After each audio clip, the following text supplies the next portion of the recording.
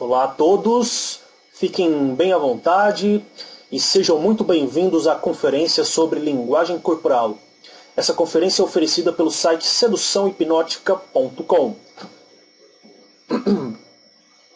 Nosso objetivo nesse vídeo é mostrar como podemos identificar os movimentos gestuais e de postura que fazem com que a comunicação seja mais efetiva e apurada. A expressão corporal é fortemente ligada ao psicológico. Muitas vezes a boca diz uma coisa, mas o corpo fala outra, completamente diferente. Por isso, vamos utilizar este conhecimento para auxiliar em nossa comunicação e em nossos relacionamentos sociais. Com muita frequência, a linguagem não verbal se destaca da linguagem verbal, podendo expressar a verdadeira intenção em uma conversa. Porém, não é sempre que a linguagem não verbal se comporta independente com a linguagem verbal. Normalmente, elas seguem uma relação de interdependência, onde o que é falado é expressado pelo corpo. O conhecimento das formas não verbais de comunicação servem para converter o encontro com outra pessoa em uma experiência interessante. Podemos induzir ao outro um entendimento do nosso comportamento e identificar a intenção do comportamento alheio. A postura, então, é a chave mais fácil de ser identificada em relação ao comportamento de uma pessoa. Com surpreendente frequência, as pessoas imitam as atitudes corporais de outras. Dois amigos se sentam exatamente da mesma maneira, a perna direita cruzada sobre a esquerda, por exemplo, e as mãos entrelaçadas atrás da cabeça. Ou um deles o faz ao contrário, a perna esquerda cruzada sobre a direita, como se fosse uma imagem refletida em um espelho. Duas pessoas que compartilham o mesmo ponto de vista acabam compartilhando também a mesma postura. Denomina-se esse fenômeno como posturas congruentes. A importância da imitação pode chegar a ser uma das lições mais significativas que podemos aprender, pois é a forma com que os outros nos expressam que coincidem conosco ou que agradamos a ela. Enfim, podemos concluir que, da mesma maneira que as posturas congruentes expressam acordo, as não congruentes podem ser utilizadas para estabelecer distâncias psicológicas. De certo modo, é preocupante saber que alguns movimentos corporais que tínhamos por arbitrários são tão circunscritos, previsíveis e às vezes reveladores. Mas, por outra parte, é muito agradável saber que todo o nosso corpo responde continuamente ao desenvolvimento de qualquer encontro humano. É interessante verificar essas conexões entre duas pessoas que estejam juntas. Se você escolher seduzir uma mulher que esteja em um grupo, você pode reparar na linguagem não verbal envolvida entre o grupo e verificar se sua pretendente está em espelhamento com alguém do grupo. Se ela estiver se espelhando em alguém, essa pessoa pode ser uma amiga, ou um amigo, ou um suposto pretendente que possa estar com um controle maior sobre ela no momento.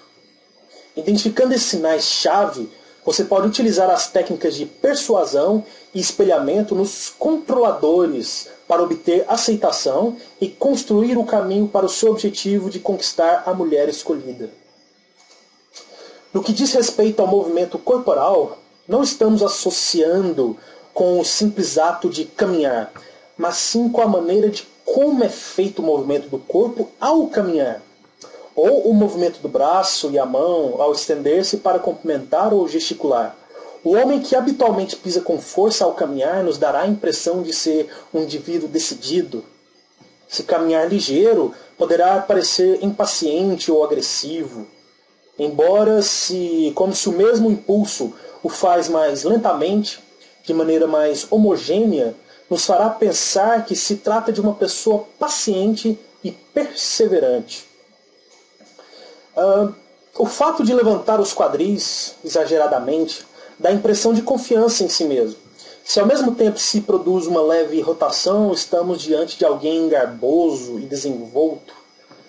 Se isto adiciona-lhe um pouco mais de ritmo, mais ênfase e uma figura em forma de violão, teremos a maneira de caminhar que cabe-se a uma mulher, o que faz os homens se virarem para olhar ela caminhar pela rua. Enfim, as atitudes corporais refletem as atitudes e orientações persistentes no indivíduo. Uma pessoa pode estar imóvel ou sentada para frente de maneira ativa, ou afundada em si mesma, e assim sucessivamente. Essas posições ou posturas e suas variações, ou a falta delas, representam a forma como que alguém se relaciona e orienta com as outras. Cada vez que uma pessoa fala, os movimentos de sua mão, os dedos, as sacudidas da cabeça, as piscadas, todos os movimentos do corpo coincidem com o compasso do seu discurso. Neste momento, você pode perceber se a pessoa está calma, agitada, confiante, preocupada e etc.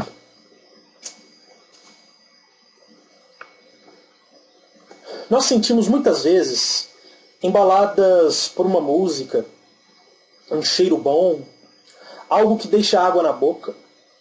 Porém, para a sedução, o tato possui uma atenção especial, posto que quando uma pessoa toca a outra, a experiência é totalmente mútua. A pele fica em contato com a pele, de forma direta ou através da vestimenta, e se estabelece uma imediata tomada de consciência de ambas as partes. Esta tomada de consciência é a mais aguda quando o contato é pouco frequente. Um toque suave, agressivo ou em certas partes do corpo pode demonstrar intenções que vão além da linguagem verbal. O tato, o paladar e o olfato são sentidos de proximidade. A audição e a visão, em troca, podem proporcionar experiências à distância. Abordamos a comunicação através do tato mais profundamente no curso completo do Sedução Hipnótica. Bom, na sequência, veremos agora uma série de imagens que representam um conjunto de gestos. Os conjuntos de gestos passam uma intenção mais complexa sobre a comunicação não verbal, pois possuem vários significados juntos ao mesmo tempo. A figura acima, por exemplo, mostra um conjunto de gestos que expressam avaliação crítica. O principal é o da mão no rosto, com o indicador levantado, levantando a bochecha, e o outro dedo tampando a boca, enquanto o polegar sustenta o queixo. Somando pernas muito cruzadas, o braço cruzado sobre o peito, transmitindo estar na defensiva, enquanto a cabeça e o queixo estão um pouco inclinados para baixo, que é um sinal de hostilidade. A frase não verbal para esta figura seria: eu não gosto do que está dizendo e não estou de acordo. Além de considerar o conjunto de gestos de ter em conta a congruência entre o que é dito e o movimento corporal, todos os gestos devem ser considerados dentro de um contexto em que se produzem. Por exemplo, se alguém estiver de pé na parada de ônibus com os braços e as pernas cruzadas e o queixo baixo, em um dia frio, o mais provável é que tenha frio, óbvio, e não que esteja na defensiva.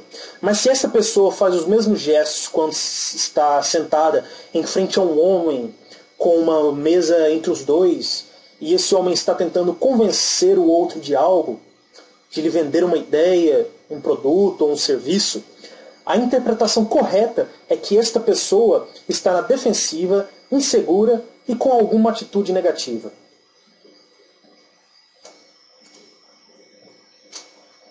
A velocidade de alguns gestos e o modo como se tornam óbvios para os outros está relacionada com a idade dos indivíduos. Se uma menina de 5 anos diz uma mentira a seus pais, tapará imediatamente a boca com as mãos ou as duas mãos. O gesto indica aos pais que a menina mentiu, e esse gesto continua sendo usado toda a vida, variando somente a sua velocidade. Interessante também o gesto das duas mãos na boca coincide também com o ato de se surpreender. Mas este mesmo ato está conectado ao ato de mentir. Ao se surpreender, a pessoa pode por um momento não acreditar ou querer induzir que não está acreditando que a surpresa seja verdadeira. Quando a adolescente diz uma mentira, por exemplo, também leva a mão à boca como a menina de 5 anos.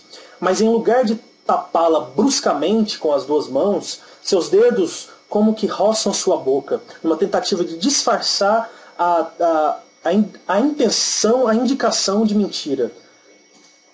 Quando o adulto diz uma mentira também, o cérebro ordena a mão que tampe a boca para bloquear a saída das palavras falsas, como ocorria com a menina e a adolescente. Mas no último momento, tira a mão da boca e o resultado é um gesto tocando o nariz. Esse gesto não é mais que uma versão refinada, adulta, do gesto de tapar a boca que se usou na infância.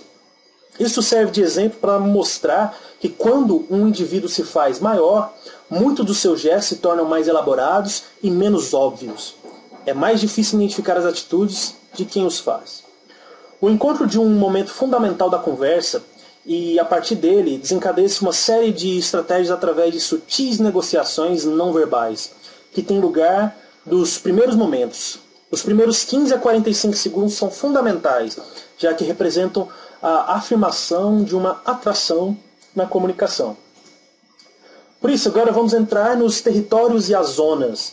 Os territórios e as zonas são as formas de julgarmos uma pessoa pela distância que ela se encontra entre nós.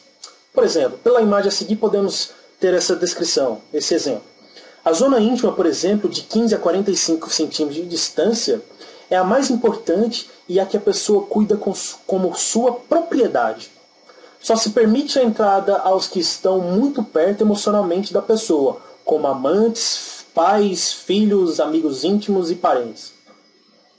A zona pessoal, entre 46 centímetros e 1,20 m, é a distância que separa as pessoas em uma reunião social, ou de escritório e nas festas.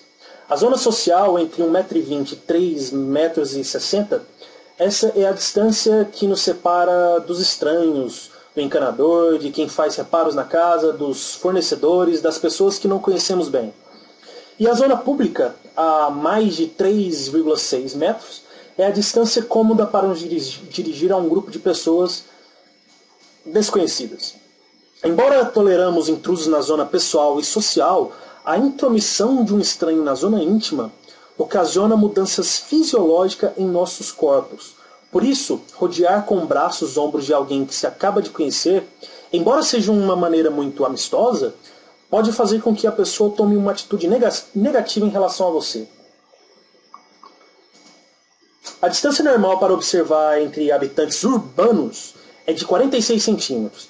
A atitude negativa de uma mulher sobre cujo território um homem tenha avançado é andar para trás para manter uma distância confortável. No caso de uma aproximação para a sedução, há uma maneira menos ameaçadora. Você deve se aproximar da mulher com o corpo inclinado em 90 graus, tendo que conversar com ela sobre os ombros. Isso demonstra que você está ali para falar alguma coisa, mas poderia estar de saída. Ao criar um conforto nela sobre a sua presença, você pode se posicionar normalmente na zona pessoal, na zona pessoal dela. Os que cresceram em zonas rurais, por exemplo, pouco povoadas, precisam de mais espaço que os que cresceram em lugares densamente povoados.